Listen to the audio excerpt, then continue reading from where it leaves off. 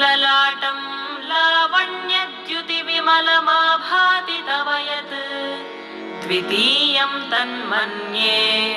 मकुटघटितं चन्द्रशकलम् विपर्यासन्न्यासात् उभयमपि सम्भूय च मिथः सुधालेपस्यूतिः परिणमति रागाहिमकरः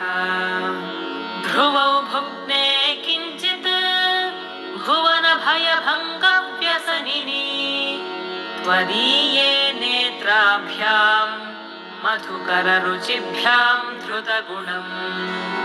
धनुर्मन्ये सव्येतरकरगृहीतं रतिपतेः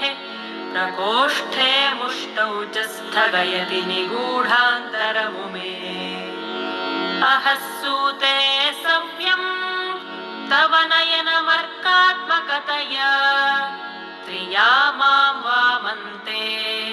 सृजति रजनीनायकतया तृतीया ते दृष्टिः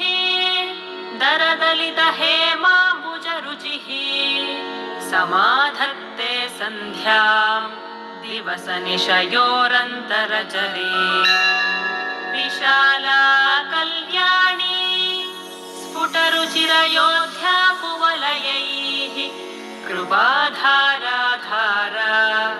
किमपि मधुरा भोगवतिका अवन्ती दृष्टिस्ते बहुनगरविस्तारविजया